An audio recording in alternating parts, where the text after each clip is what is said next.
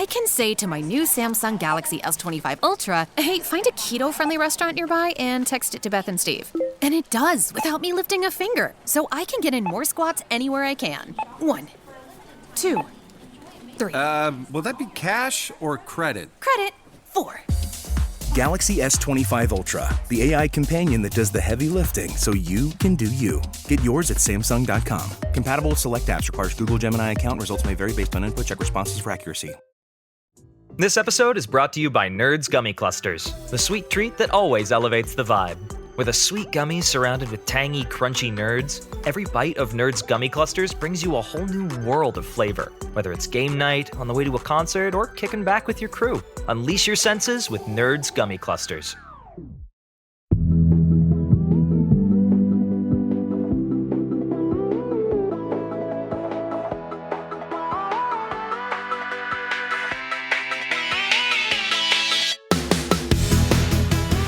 I'm Candice Lim. And I'm Kate Lindsay. And you're listening to ICYMI. In case you missed it. Slate's podcast about internet culture.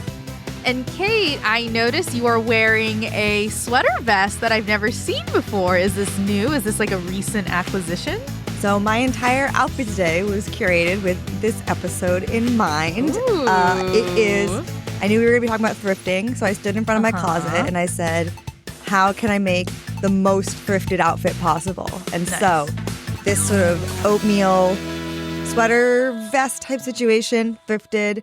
This top underneath with the collar kind of white with flared sleeves, also thrifted. My jeans, thrifted. My shoes are hand-me-downs from my sister. Nice. And I do not recommend them. They're still sold at Everlane. They are really the concept of a shoe with not much else going on for it, but thrifted. And I sense that they were given to me because she came to the same conclusion. But they worked for this outfit, and it actually all really goes together. So it was fun. I've never worn these clothes in this combination before, but with that prompt, I feel like I discovered a whole new side of myself. Okay, I love that we're doing an OOTD. Are you yourself a big thrifter then? I'm not as much of a thrifter as I am trying to be an underconsumer. Sure. And so I'm very, kind of since the pandemic when there was like no reason to buy clothes, I really have tried to stick with that. Like when I buy clothes, I either want them to be thrifted or I want them to be from like a small designer where the sort of process of how they're made and where they're from is transparent. But funnily enough, majority of the outfit I'm wearing and most of my thrift finds come from the farmer's market, which is in the summer. It goes all year, but in the summer, rows of houses around the square will sometimes have people on their stoops just selling their clothes. And I don't know, I always am like, well, I'll pop by every time I'm there. And I don't think I've ever gone to one and not left with at least something. Me at Target. Yeah. But what about you and thrifting? Where does your relationship stand? Okay, exposing myself tonight. I'm a little anti-thrifting. You can always be relied on to have like the most out of the blue hot take, and this is no exception.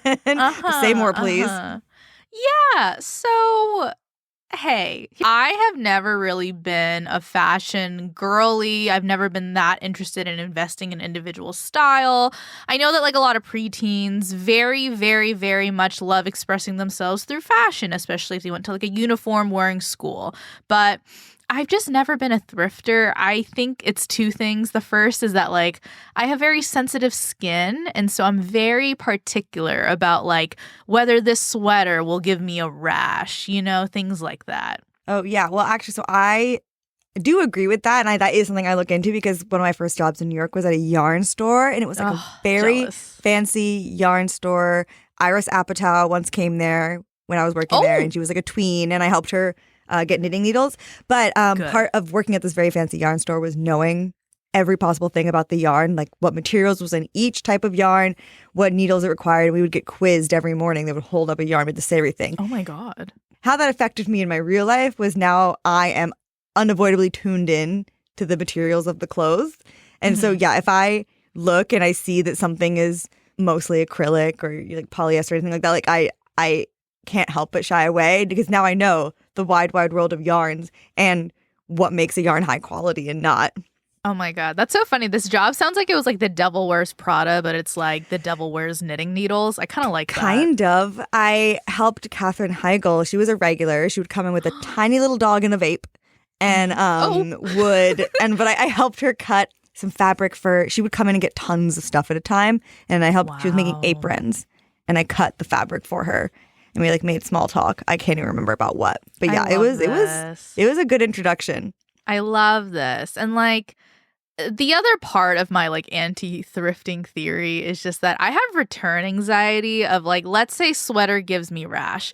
My immediate thought is like, I gotta return it. Therefore, if I can't return it, then I get very, very like Price is Righty, where I'm kind of like, like I don't know if the sweater is worth the rash potential because if I don't have it now, what if I have it later? It's like a whole cycle, and therefore too many barriers to entry. I'm just not a thrifting person. You gotta return. I get the anxiety, but I think it's such a common thing to be like, oh, maybe I'll get used to this, or maybe, I'll wear it even though it's annoying. And I read Caitlin Moran's memoir, and she had a really good point in it of like, if you're buying something where you have to, when you're trying it on in the fitting room and it only looks good when you strike a pose, don't get it, you won't wear it. And I kind of think about that, like, you won't wear it if there's something about it you don't like. And so you just got to return it. But I get it. Going to the post office is like top 5 worst errands for me. Exactly. And so, look, and let me be clear. I respect those who thrift. Like you. Yeah. I respect your practice. It's just not for me. And that's why we all choose our true religions, okay? That's just where I'm at. This is true, but I do fear for you in this current moment. For many reasons, but about thrifting specifically, because I have this feeling that the shopping environment is going to be changing, looking a little bit different this year. The major fast fashion retailers based in China, like Shein, are facing really steep tariffs, and there's a lot of confusion about what is allowed in or what should be accepted. It's a whole mess. Every time I look for updates, like we're no clearer. So yeah, a lot of the go-tos, I don't know if we can really go to them anymore, at least for the foreseeable future. Yeah. A lot of questions about this. Yeah, I think, thrifting, the rise of thrifting, that's already been happening. But I think this is just yet another outside influence that is going to contribute to its even larger rise, in my opinion, because for an anti-thrifter like you might have to start watching some thrifters who I love on TikTok. That's where a lot of people get their inspiration, and maybe that's where you'll change your mind. And maybe. I have some ones to recommend to you, but first, let's take a break. When we come back, we will talk about the history of thrifting and how its latest digital resurgence might be thanks to TikTok.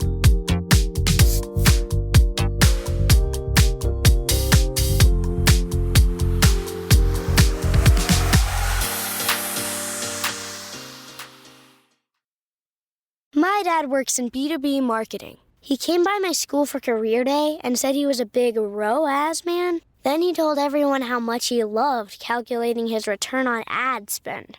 My friends still laugh at me to this day. Not everyone gets B2B, but with LinkedIn, you'll be able to reach people who do. Get a $100 credit on your next ad campaign. Go to linkedin.com/results to claim your credit. That's linkedin.com/results. Terms and conditions apply. LinkedIn, the place to be. This episode is brought to you by Built. If you earn points on groceries, travel, and practically everything else you buy, why not consider earning points on one of the biggest monthly expenses, rent? Built changes the game by letting renters earn high-value points on rent.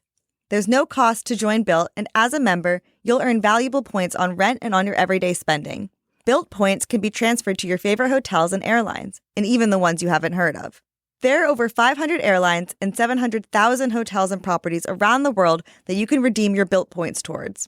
Points can also be redeemed towards a future rent payment and unique experiences that only Built members can access. So if you're not earning points on rent, you have to ask yourself, why not? Start earning points on rent you're already paying by going to joinbuilt.com/ICYMI. That's joinbilt.com/ICYMI. Be sure to use jointbuilt.com/ICYMI to start earning points on your rent payments today. Hi, listeners. I hope you're enjoying today's show.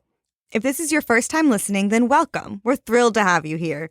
In case you missed it, our show comes out twice a week on Wednesdays and Saturdays. So make sure you never miss an episode, like this past Wednesday's on the Montoya Por Favor meme and what happened when an American went to Pakistan to get married and instead became a controversial online star.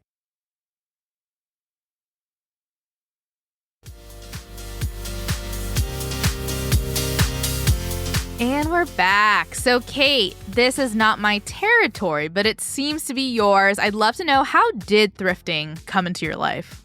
I have to imagine it started, like most things, on Tumblr, because I do vividly remember in my freshman year of college ordering a bunch of huge sweaters from Etsy that were, so uncomfortable because they were 100% wool and I hardly ever wore them.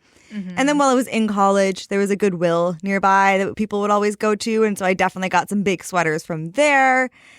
And yeah, I mean, moving to New York, you're kind of in the epicenter of tons of vintage stores, big, messy thrift stores, little boutiques that have like curated all these little expensive pieces of old clothing. And then obviously, of course, there's everyone's favorite, the farmer's market place to thrift shop. But I actually, this past Christmas, did thrift bundles for all of my friends for their gifts because I was inspired by some thrifting creators who I follow. I found them both on TikTok. Some of them have YouTube. There's way more than what I found, but I just want to give them a shout out here. One is named Rose Adele. She is on YouTube. She does a lot of homeware stuff, and I love watching her. Her house apartment looks kind of like Nancy Meyers meets coastal grandmothery. Like it's really nice, and it's pretty much all thrifted. And then another thrifter I like, she's actually a jewelry designer. If you want to find her TikTok name is Natalie Joy Jewelry, but she'll always do these little thrift hauls specifically for her son. She thrifts a lot of his gifts, a lot of his decor. I'm really obsessed with it. And truly, it was her videos where I was like, I'm going to thrift for my friends. And I wanted to make similar videos, but then obviously chickened out. But I did find some really great stuff. I think my favorite one from the Christmas thrifting experience was for my friend Jahan at Housing Works for $2 in the back on like a pile. It's like a Snoopy popcorn maker. Basically, it's a silicone recreation of his doghouse, and you fill it with the kernels, and you put the little roof lid on top, and you put it right in the microwave, and then the house fills with popcorn. I love it so much. I mean, I haven't used it yet, but when I saw it, I was like, I cannot believe I've been blessed with this. Something tells me, though, Candice, just looking at your face right now, you would have hated being on the receiving end of my Christmas thrift bundles. But how did thrifting come into your life, even though it sounds like you immediately rejected it? First, I wanted to ask, thrifting bundle. What is that? Is it like you pick out a bunch of stuff, like little knickknacks? Yeah, sorry for being too inside baseball with me and my thrifter community. Yeah. It is when you kind of, I would walk in and I knew I wanted to get everyone a bunch of little things. So there, I would bundle them up, quote unquote. I would walk in, and as I saw something that reminded me of this friend, I'd grab it, or another friend, I'd grab it, and then each person ended up getting like 4 to 5 items. Okay, cute. I mean, hey, I would at least keep 3 out of 5. Okay, 3 out of 5 of the bundle. 2 out of 5 I may or may not re-gift to Jahan. I don't know. I would say that Jahan would love it. Yeah. Oh, Jahan would actually have 7 out of 5. Not us doing fractions. Back to the question at hand, thrifting. I would say it first came into my life maybe around 2012, and the person I really credit it with is like I'm Jen M. Oh, yeah, I'm sure we watched the same videos. Yeah, she was one of my first followers on YouTube. Yeah, so she's one of my favorite like early fashion YouTuber influencers. She would do a lot of thrift vlogs. I think in the pandemic, Emma Chamberlain is the person I would watch do a lot of thrift vlogs. But I think what we're hinting at is this idea that thrifting is like not new. It started before TikTok, before Emma. And I wonder if you have any like deets or like fun facts about the history of thrifting? Yes, this deep dive was actually fascinating to me because I never really thought of, I guess, how far back it would go. Essentially, thrifting started in sort of the early 20th century Great Depression era when, people donating their clothes, people buying those clothes was done sort of as a form of frugality. People would donate, people would repurpose. That kind of continued throughout the World War II and rationing, this idea of like, we got to conserve. These clothes would be donated to charities, and then the charities would kind of open these thrift stores. It wasn't until the 60s and 70s that thrifting started to become fashionable. it was a form of rebellion against mainstream fashion. And then by the 80s and 90s, it was becoming like chic. Like it wasn't thrifting anymore. It was you're buying vintage. Yeah, and I think it's funny the way that like buying vintage kind of became interchangeable with thrifting. It's like, imagine going thrift shopping in 1920. What does that even look like? You know, that was like the thing that stuck out to me too. The idea that you could be buying vintage in the 60s, which like now would be vintage. Like it's like what counted as vintage in the 60s. I mean, like that is old AF. It's like Betsy Ross upholstery is vintage then. Now it would be like that belongs in a museum. I know. And it's funny because I'm thinking like, how did we get from there to like Depop girlies? So we are in the middle of what this website called Thrift World, which really helped me with this history. They're calling it a digital thrift revolution. So this began with platforms like Craigslist and eBay. They were early places online to resell used items. And then that gave way to more dedicated platforms like Etsy and Poshmark. There's Vinted, Vestiaire Collective, The Real, up until today's, Depop, which all of these, Depop as well, they're sort of an app for selling gently worn clothing. It's the same as Poshmark, but for some reason, Depop is the one that has been sort of anointed by Gen Z as like the trendy place to thrift. Like Olivia Rodrigo has sold clothes on Depop. She has a profile. Yeah, I mean, do you remember being in like high school or middle school and people would like sell their clothes on Facebook? They would just post an album being like, selling my clothes, $10 each. I fear that I was on Facebook in high school during a time when people were still, like it was lyric statuses. No one had figured out the utility. No one was offering me their clothes. They were passive aggressively Facebook lyric sharing. But now there's Facebook Marketplace, which, I mean, that is like a whole other world. I don't even call it thrifting. That is some other beast. Yeah.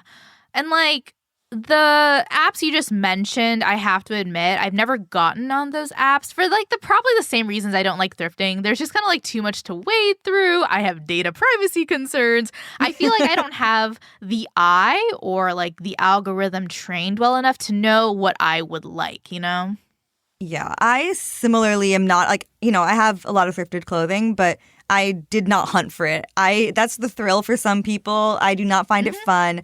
That's why I go to more curated thrift stores. And it's also why people will turn to online resellers, because basically these resellers will do the work of going into the Goodwill or, the big disorganized thrift store, and they'll pick through everything. They'll find the gems and then they'll sell it for profit on Depop or whatever. And these thrifters often promote themselves on platforms like TikTok. And then they've gotten pretty big followings for, they're showing people how they thrift, what they find. They're showing people how they package it. It's fun to watch. And it also starts to raise their profile as sort of like a fashion curator. Yeah. And I may not necessarily relate to thrifting, but I absolutely relate to wanting a job that's just shopping. Yeah. And, it can start from reselling on Depop, but then there are creators who have it spilled over from their online life into the sort of the real world. There's a creator named Emma Rogue. She got started on TikTok by showing how she thrifts, showing her resells. Her whole business took place on Depop, but then her popularity rose so much that she opened a brick and mortar store in New York City in 2021. It's called Rogue Vintage, and there's actually now 2 of them. So it's only growing. Yeah.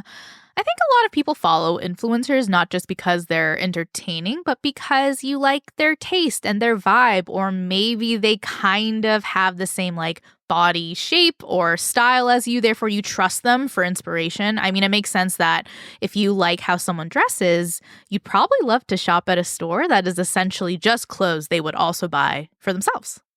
You know what? This made me remember something that I think would be cool to put in the show notes, which is there is someone on Reddit who basically made an entire Google sheet doc of creators. And this sounds like this is information that the creators disclosed about like their body size and type.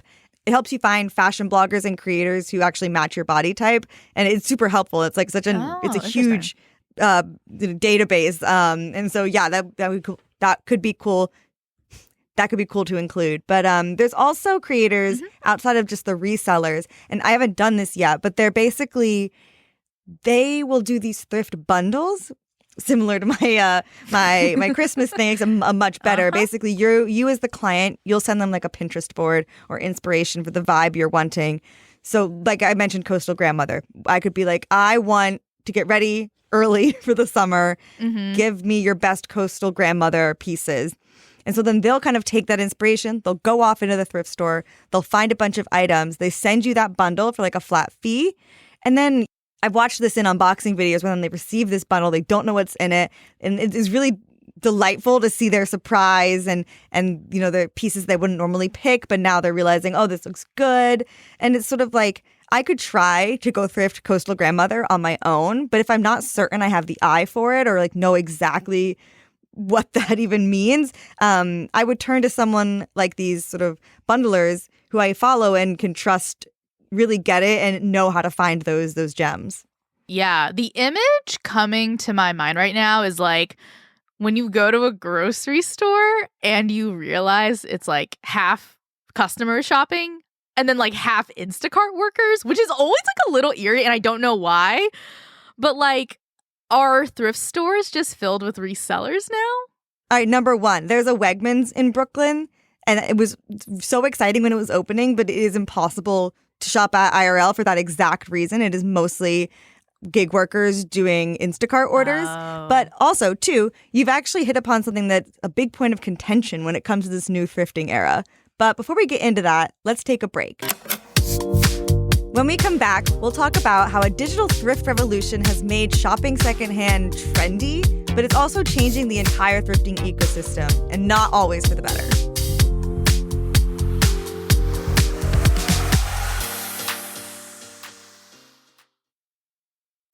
Imagine what's possible when learning doesn't get in the way of life. At Capella University, our game-changing FlexPath learning format lets you set your own deadlines so you can learn at a time and pace that works for you. It's an education you can tailor to your schedule. That means you don't have to put your life on hold to pursue your professional goals. Instead, enjoy learning your way and earn your degree without missing a beat. A different future is closer than you think with Capella University. Learn more at capella.edu. This episode is brought to you by Atlassian. Atlassian makes the team collaboration software that powers enterprise businesses around the world, including over 80% of the Fortune 500. With Atlassian's AI-powered software like Jira, Confluence, and Loom, you'll have more time to do the work that matters. In fact, Atlassian customers experience a 25% reduction in project duration per year. Unleash the potential of your team at Atlassian.com. Atlassian.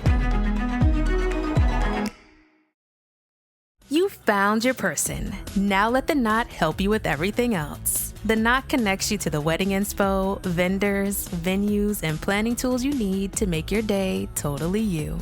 Having helped plan 25 million weddings, we've got your back when it comes to every little detail like RSVPs, budgets, and more. Because your wedding comes to life with the connections that matter the most. Get started at theknot.com/audio. The Knot. Let's plan your wedding together.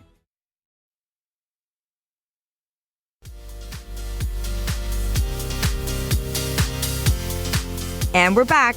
So before the break, we were talking about the history of thrifting and how it seems to be somewhat of a cyclical trend cycle where the actual practice of thrifting, it doesn't change, but the platforms that we use or the way we show off our hauls, that's always changing with the times. Or maybe even the people who thrift change. I mean, earlier in the episode, I made the bold claim, remember, Kate, that I am anti-thrifting.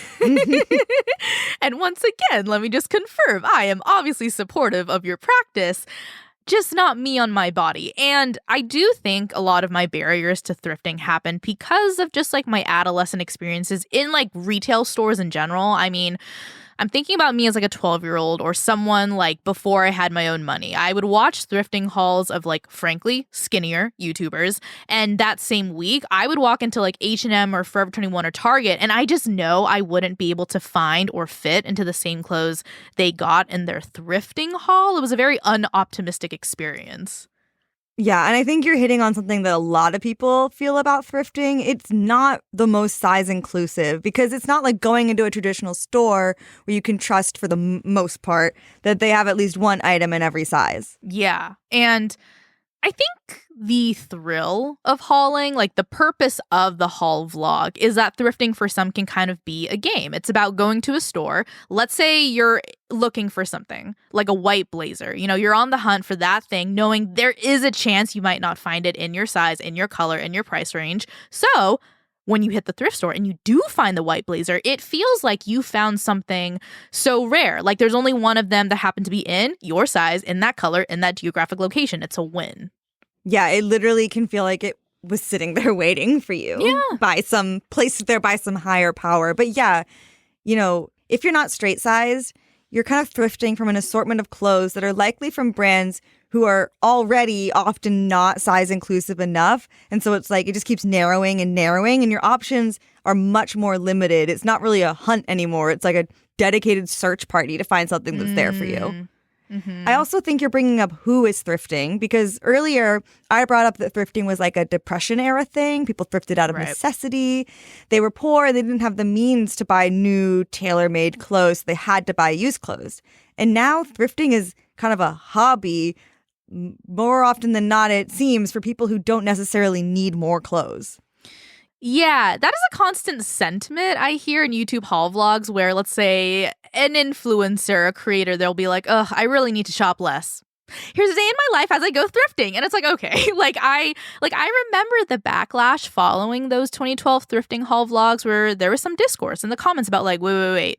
Why are you a rich person thrifting? Like, why are YouTubers with like Revolve sponsorships and millions of followers, why are they like cosplaying as if they need to thrift? Yeah, and I think it's also a misconception that thrifting is like just blanket sustainable. You can participate in overconsumption even if you're thrifting. It's all connected because the way that TikTok has accelerated trend cycles means items of clothing are considered trendy for much shorter amounts of time. And if you're buying into those trend cycles, then you might be donating your clothing after only a year just to replace it with another piece that you'll just keep for another year, and it just keeps going.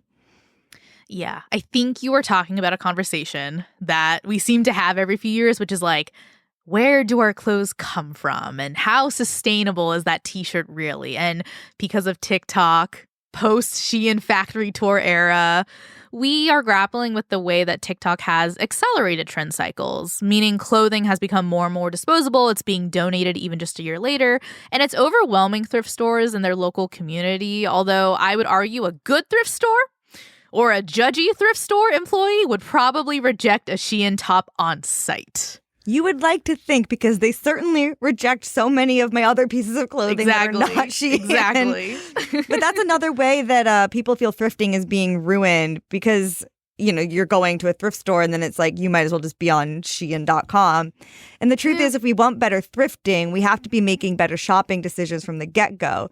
Candice, not to call you out, but since day one of the job, you have had this huge bag of clothes in the back of your Zoom screen. And I'm sorry, but they have not moved an inch since I have been here. Okay, so let's call me in. They actually haven't moved an inch for 5 years. So basically, what Kate is referring to is that I have this big old bag in my room full of clothes that I don't want anymore with the plan to donate it. And I'm trying to send it to this company called ThredUp. Have you heard of this place? I have. I've never done it before. Is there a part of it that requires it sit in your home for 5 years? Totally. So ThredUp is kind of like an online thrifting shop. It's not like the real, but it's more kind of like they send you a bag and you fill up the bag with as much clothes as you want to give away. You send it back to them and then they'll kind of put it up on their site. So that's the Depop of it, where like they'll sell it. They can give you back the money. You can cash out, or you can use it as credit and buy other things that are on the site that other people have thrifted. It's kind of supposed to be like a seller's site. Like you don't have to leave your home to basically go to the thrift store. And here's the issue.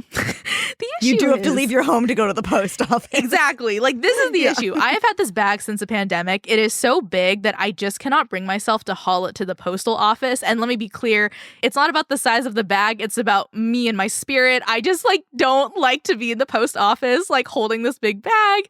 And so it is this physical barrier to my thrifting journey. It's sitting there like a Peloton, a reminder of who I am not closer to, which is my aspirational thrifting self, obviously.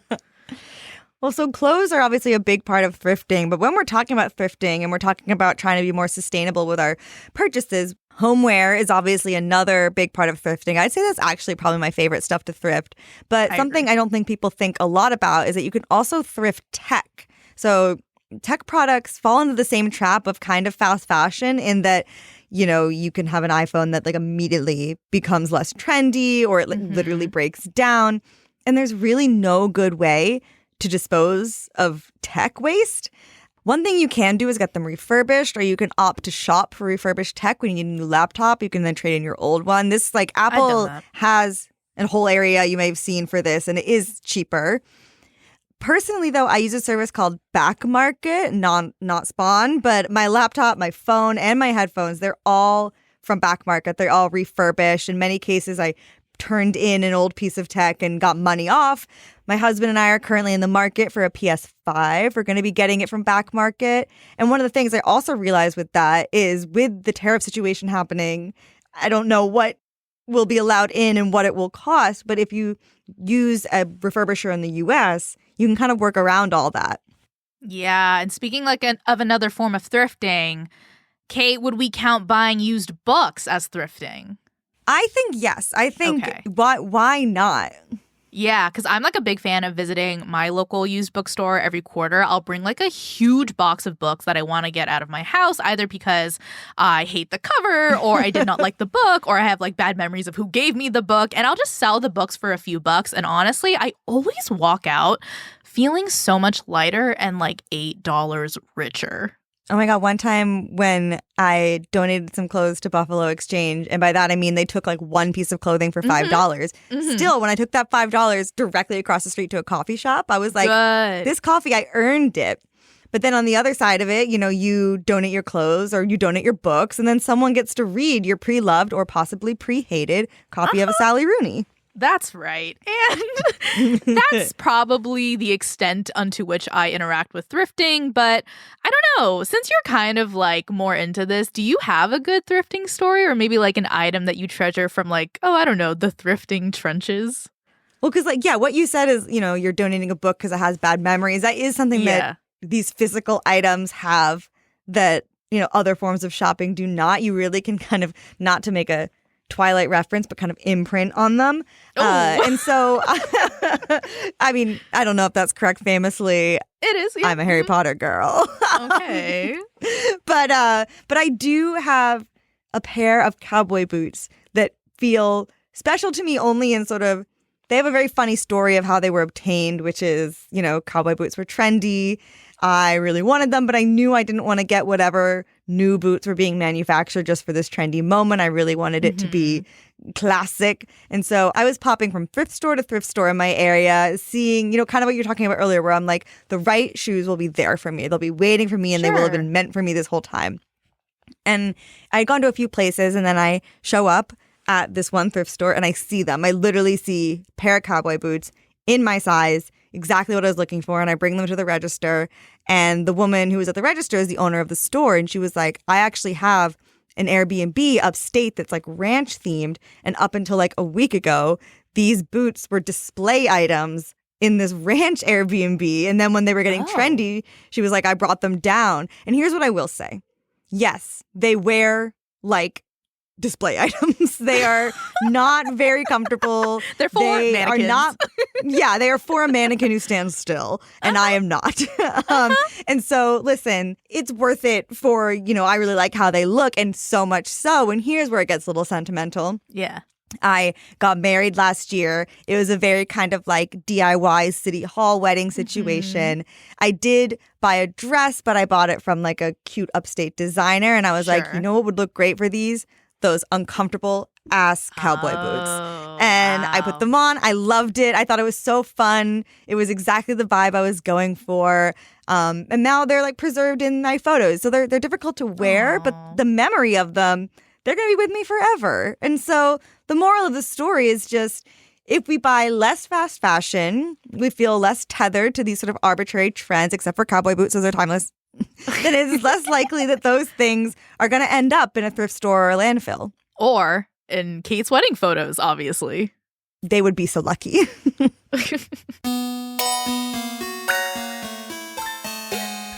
Okay, that's the show. We'll be back in your feed on Wednesday, so definitely subscribe. That way, you never miss an episode. Leave us a rating and a review in Apple or Spotify, and tell your friends about us. You can follow us on Twitter at ICYMI_pod, and you can always drop us a note at ICYMI@slate.com.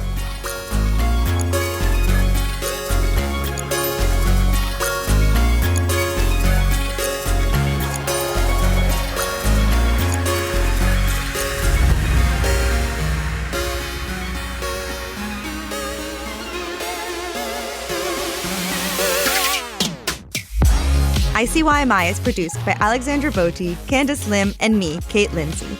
Daisy Rosario is our senior supervising producer, and Hillary Fry is Slate's editor-in-chief. See you online. Or at Macklemore's Thrift Shop. This is fucking awesome. Is that your grandma's coat?